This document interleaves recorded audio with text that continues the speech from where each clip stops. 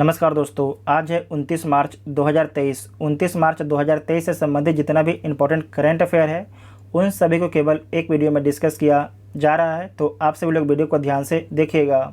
इसका पीडीएफ का Telegram group join कर सकते हैं, जिसका लिंक आपको डिस्क्रिप्शन में दिया गया है।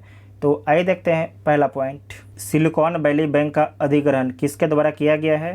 तो सिलिकॉन वैली बैंक का अधिग्रहण फर्स्ट सिटीजन्स बैंक के द्वारा किया गया है। फर्स्ट सिटीजन्स बैंक यूएसए का बैंक है, अमेरिका का बैंक है, जबकि सिलिकॉन वैली बैंक भी आपके अमेरिका का ही बैंक है, ठीक है, यूएसए का ही बैंक है, लेकिन हाल ही में दिवालिया हो गया है। अब इसका अधिग्रहण फर्स्ट सिटीजन्स बैंक के द्वारा कर लिया गया है। सिलिकॉन वैली बैंक के बारे में समझिएगा। इसका स्थापना 1983 में किया गया है, मुख्यालय कैलिफोर्निया में है और इसके संस्थापक रोजर बी स्मिथ इसके संस्थापक हैं।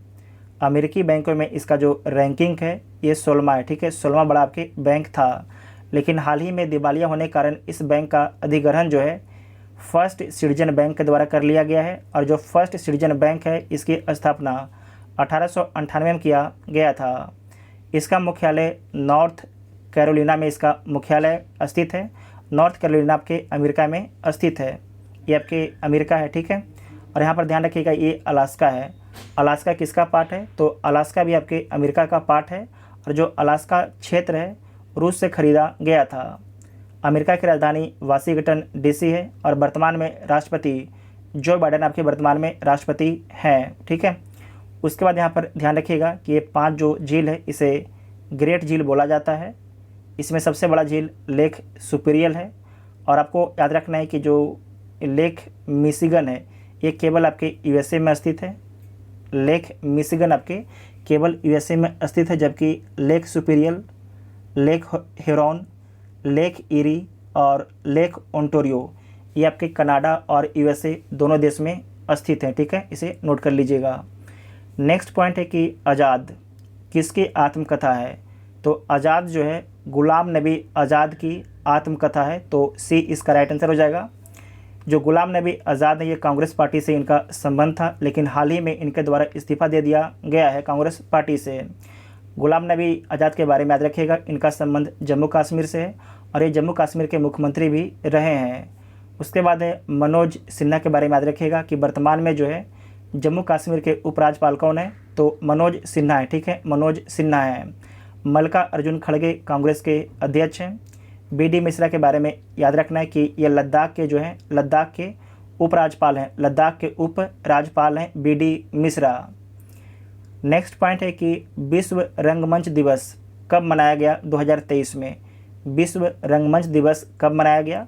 तो 27 मार्च को मनाया गया है, ठीक है, 27 मार्च को मनाया गया है। इम्पोर्टेंट पॉइंट में देख लीजिएगा।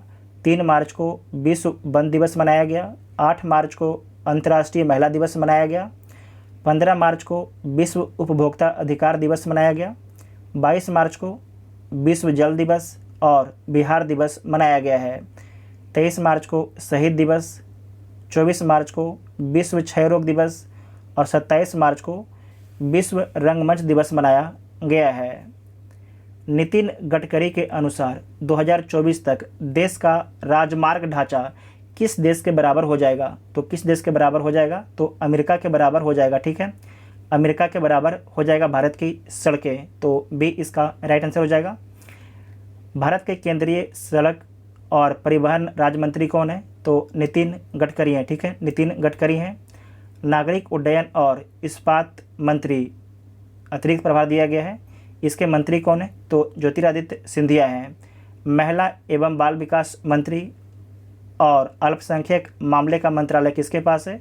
तो स्मृति ईरानी के पास में है। शिक्षा मंत्री धर्मेंद्र प्रधान हैं, विदेश मंत्री एस जयशंकर हैं और वित्त मंत्री निर्मला सीतारमण हैं।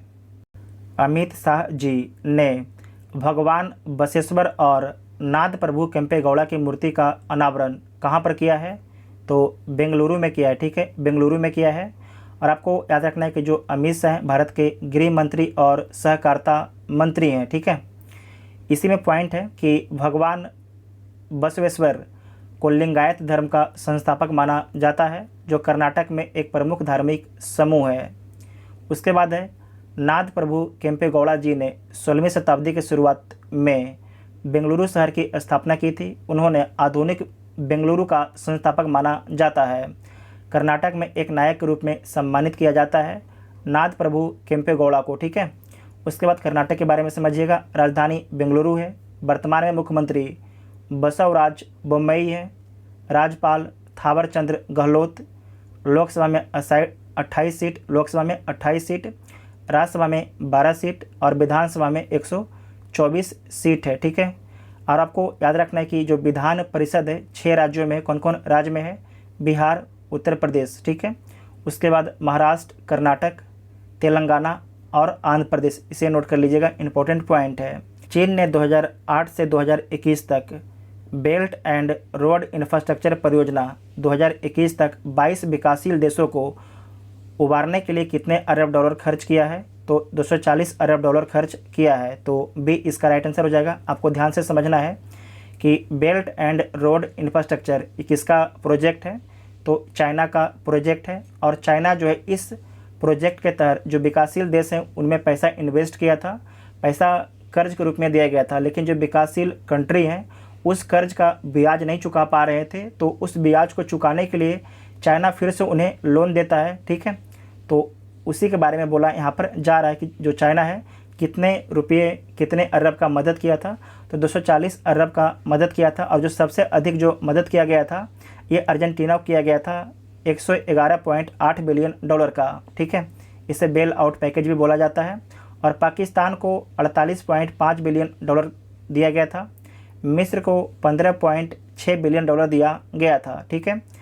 China one belt one road initiative, आपको याद रखना है कि जो शी जिनपिंग है, शी जिनपिंग का एक सपन जैसा ये प्रोजेक्ट है कि वो चाहते हैं कि पूरे दुनिया में जो है रोड से और समुद्र से चाइना का कनेक्टिविटी उपलब्ध हो, ठीक है। यहाँ पर आप देख लीजिएगा, जैसे कि यहाँ पर चाइना पाकिस्तान इकोनॉमिक कॉरिडोर है, इसी प्रकार से चाइना बहुत जगह आपके ये कॉरिडोर बना रहा है, ठीक है। उसके कारण बहुत से जो कंट्री हैं कर्ज के जाल में भी आपके फंस गए हैं। साथ ही आपको याद रखना है कि श्रीलंका में एक बंदरगाह है, हम्बन टोटा बंदरगाह कहाँ पर है? तो श्रीलंका में है। और जो ग्वादर पोर्ट है ये आपके पाकिस्तान में स्थित है। नेक्स्ट पॉइंट है कि असम की बाढ़ प्रबंधन परियोजना के लिए 108 मिलियन डॉलर 889 करोड़ रुपया कि ऋण को मंजूरी किसके द्वारा दिया गया है? तो जो ऋण का मंजूरी है विश्व बैंक के द्वारा दिया गया है। इसे दोबारा देखिएगा कि असम की बाढ़ प्रबंधन परियोजना के लिए 108 मिलियन डॉलर की ऋण को मंजूरी किसके द्वारा दिया गया है? तो विश्व बैंक के द्वारा मंजूरी दिया गया है। असम में बाढ़ आने के पीछे कारण है ब्रह्मपुत्रा नदी, ठीक है। ब्रह्मपुत्रा हर साल असम में बाढ़ लाती है। उसके बाद असम के बारे में समझिएगा। असम की राजधानी दिसपुर है। मुख्यमंत्री हेमंत बिस्व शर्मा है। राज्यपाल गुलाब चंद्र कटारिया हैं। लोकसभा में 14 सीट है, राज्यसभा में 7 सीट है, विधानसभा में 126 सीट है। काजीरंगा नेशनल पार्क असम में स्थित है जो एक सींग वाला गैंडा के लिए प्रसिद्ध है। उसके बाद विश्व बैंक के बारे में समझिएगा। स्थापना जुलाई 1944 में। हेडक्वार्टर मुख्यालय वाशिंगटन डीसी में। अध्यक्ष वर्तमान में अजय बंगा हैं। ये भारतीय अमेरिकी व्यक्ति हैं, ठीक है। ये आपके असम है। असम के बारे में याद रखिएगा कि असम की सीमा जो है अरुणाचल प्रदेश, नागालैंड, मणिपुर, मिज़ोरम, त्रिपुरा, मेघालय और पश्चिम बंगाल से लगता है, पश्चिम बंगाल से लगता है। और भूटान और बांग्लादेश 2 देश से भी आपके सीमा लगता है। इसे नोट कर लीजिएगा, आपसे एग्जाम में प्रश्न पूछा जाता है। उसके बाद है कि कर्मचारी भविष्य निधि संगठन EPFO ने वित्तीय वर्ष 2022-23 के लिए कर्मचारियों के भविष्य निधि पर ब्याज दर बढ़ाकर कितना प्रतिशत कर दिया है? तो 8.15% कर दिया है, ठीक है। 8.15% कर दिया है। तो बी इसका राइट आंसर हो जाएगा।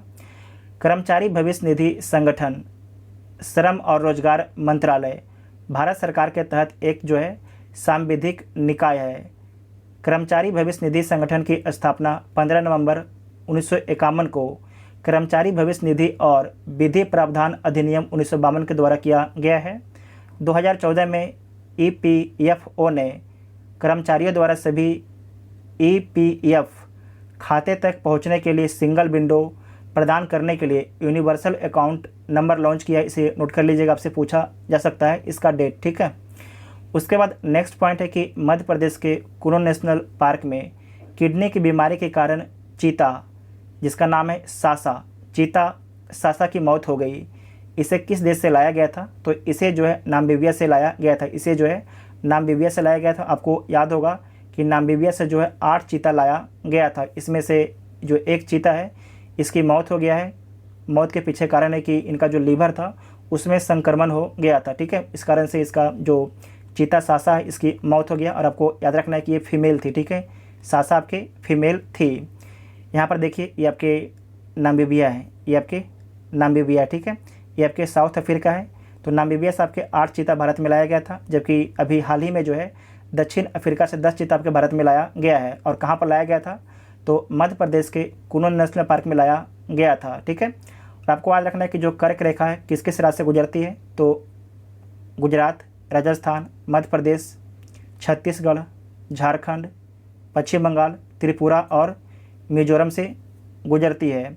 उसके बाद देखिए 82.5 डिग्री किस किस राज्य से गुजरती है जहाँ से टाइम मापते हैं? तो देख लीजिए, उत्तर प्रदेश, मध्य प्रदेश, छत्तीसगढ़, उड़ीसा और आंध्र प्रदेश राज्य से गुजरती है। इसे नोट कर लीजिएगा।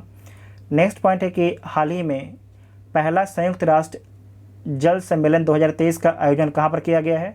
तो न्यूयॉर्क में किया गया है। न्यूयॉर्क आपके अमेरिका में स्थित है और इसका थीम था वाटर फॉर सस्टेनेबल डेवलपमेंट, इसका थीम था। ठीक है, भारत की तरफ से जल शक्ति मंत्री गजेंद्र सिंह शेखावत इसमें आपके शामिल हुए थे। इसे नोट कीजिएगा, इंपॉर्टेंट पॉइंट है। उसके बाद है एक हिस्ट्री का पॉइंट है। गदर पार्टी की स्थापना 1 नवंबर 1913 को सैन फ्रांसिस्को अमेरिका में किया गया था। किसके द्वारा?